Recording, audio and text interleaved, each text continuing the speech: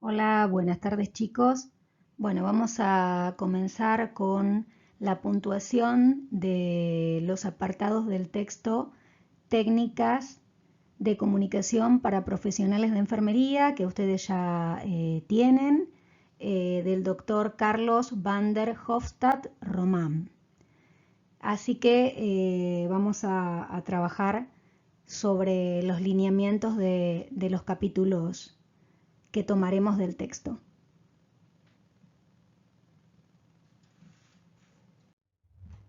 Bien, vamos a comenzar con el capítulo sobre relaciones interpersonales. ¿Qué son las relaciones interpersonales? Aquellas relaciones o intercambios sociales que se dan entre personas.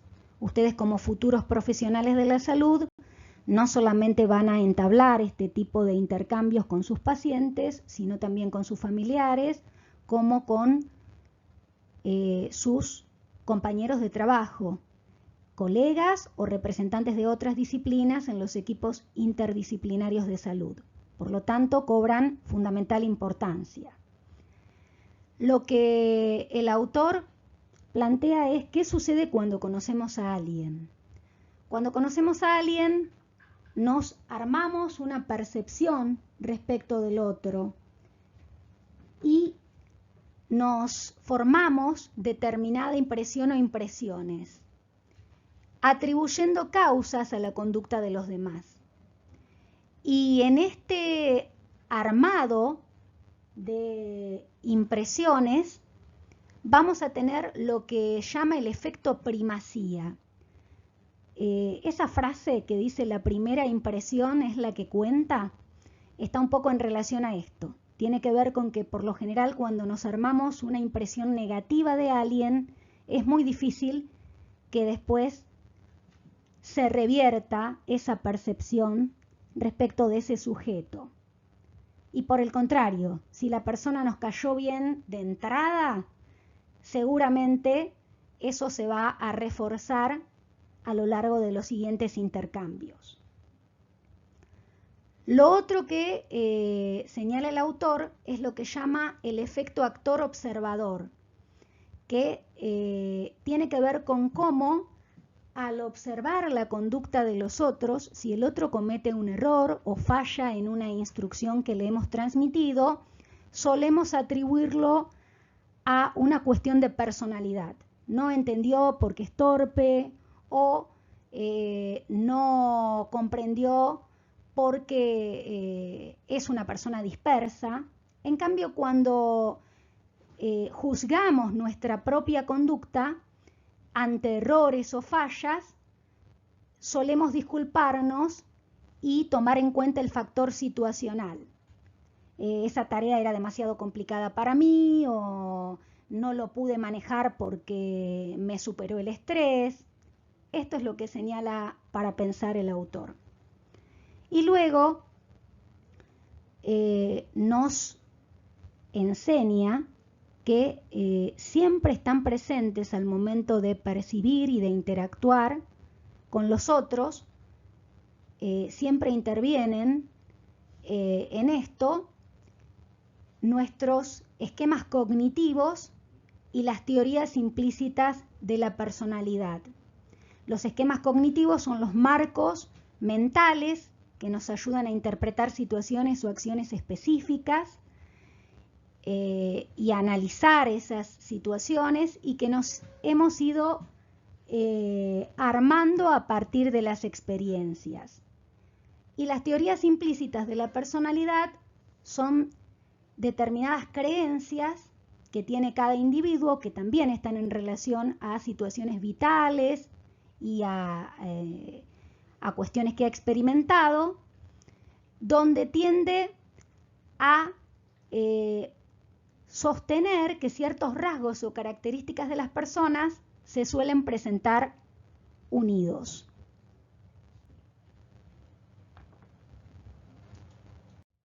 Bien, vamos a continuar con los elementos que intervienen en el proceso de comunicación.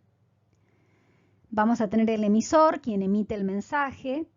Vamos a armar un ejemplo. Si ustedes como profesionales de la salud quieren brindar una instrucción a un paciente, van a ocupar el lugar del emisor y por lo tanto deben tener claro el objetivo que persigue la comunicación. ¿Qué es lo que ustedes quieren transmitir? ¿Qué es lo que quieren comunicar? Lo van a hacer a través de un código. Esas ideas, sentimientos, pensamientos se codifican y el código tendrá que ser comprensible para el receptor.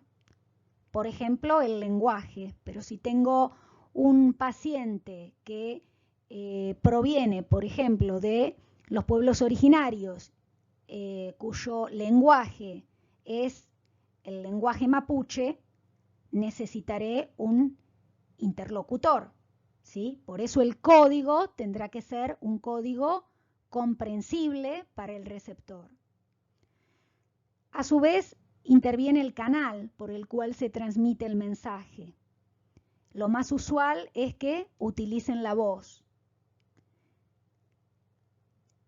Interfieren los ruidos del medio ambiente, las interferencias sonoras, ¿sí? También van a entrar dentro de lo que es el proceso de comunicación y pueden obstaculizar la comunicación.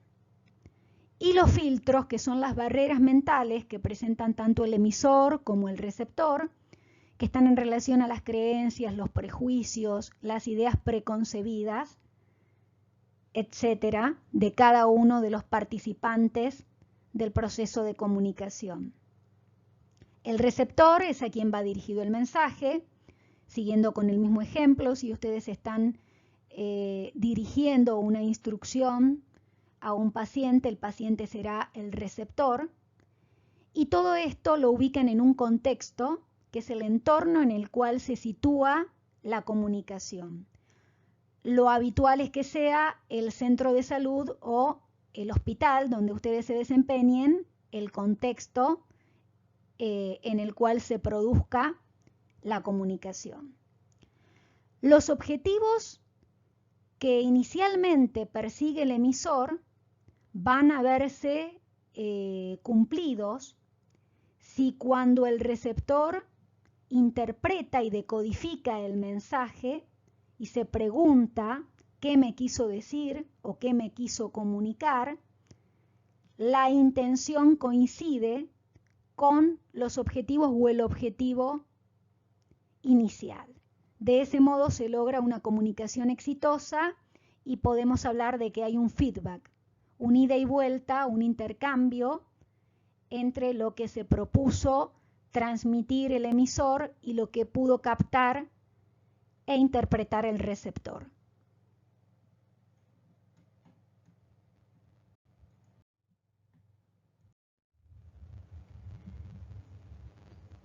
El otro punto importante es que la comunicación no solamente es comunicación verbal. ¿Qué quiere decir? Que uno no solamente comunica a través de las palabras, sino que son de gran importancia al momento de interactuar con los otros la expresión facial, la sonrisa, la mirada, la postura corporal, el contacto físico, los gestos, la apariencia personal y las automanipulaciones y movimientos, ¿sí?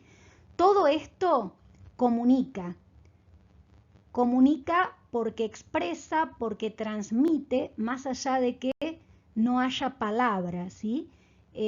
Una expresión facial tensa, rígida, demasiado seria, la falta de contacto visual, una postura corporal que no sea erguida, ¿sí? Una mala postura corporal, encorvada, ¿sí?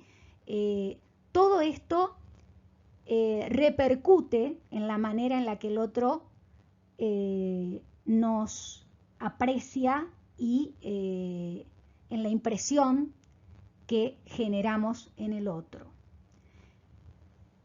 A su vez, el autor nos señala lo importante también de contemplar los componentes paraverbales, ¿sí? Que están relacionados al cómo se dicen las cosas, no al qué se dice, sino al cómo, y tienen que ver con el volumen de la voz que empleamos al hablar, el tono, la velocidad, la fluidez y claridad, el tiempo de habla, las pausas y silencios y la latencia de respuesta.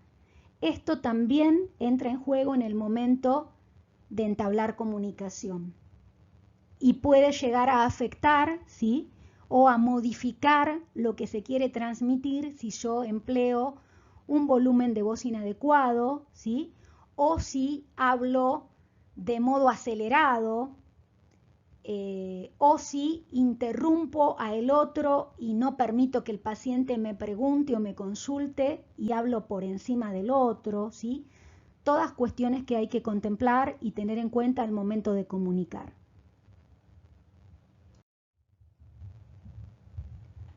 Por eso el autor sitúa estilos de comunicación. Y en estos estilos de comunicación lo que vemos es que hay estilos de comunicación antagónicos, ¿sí? Tenemos personas que suelen manejarse con un estilo de comunicación agresivo.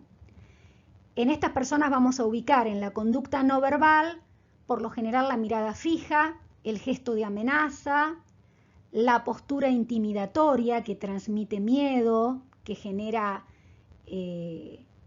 temor, con signos de tensión, personas que invaden el espacio del interlocutor, ¿sí?, que por ahí se aproximan en demasía al paciente, ¿sí? En la conducta verbal, harías mejor las cosas así, ten cuidado, no sabés, ¿sí? Estas son las expresiones con las que se suelen manejar. Y en la conducta paraverbal vamos a tener un volumen de voz alto, un habla rápida, no deja hablar al otro, o sea, interrumpe o habla por encima del otro, y no permite silencios. Este sería el estilo de comunicación agresivo, que es el que, por supuesto, hay que evitar. El otro estilo de comunicación que se ubica es el asertivo, que sería el correcto, el que hay que ejercitar con una conducta no verbal, con contacto ocular directo, cuando a un paciente yo le estoy dando una instrucción o le estoy hablando, tengo que hacerlo mirándolo a los ojos. Tiene que haber gestos firmes, la postura erguida, las manos sueltas y con expresión distendida, ¿sí? El estar por ahí retorciéndome las manos mientras hablo, ¿sí? O jugando con los dedos, es señal de ansiedad, de inquietud, de inseguridad, ¿sí? Puede ser leído de muchas maneras, pero no de manera positiva. La conducta verbal siempre hay que manejarse con frases como pienso que, te parece, cómo podemos resolver esto, implicando al paciente, comprometiéndolo con su tratamiento, con su rehabilitación, pero siempre de manera respetuosa, de manera amable. En la conducta paraverbal, el volumen de voz será un volumen de voz conversacional, o sea, para entablar una conversación, con un habla fluida, con un tiempo de habla adecuado, ¿sí? O sea, no querer sostener o prolongar el habla, ¿sí? De manera verborrágica, sino pudiendo hablar en un tiempo acotado, respetando los silencios y con una entonación agradable. Todo esto está en relación al estilo de comunicación asertivo.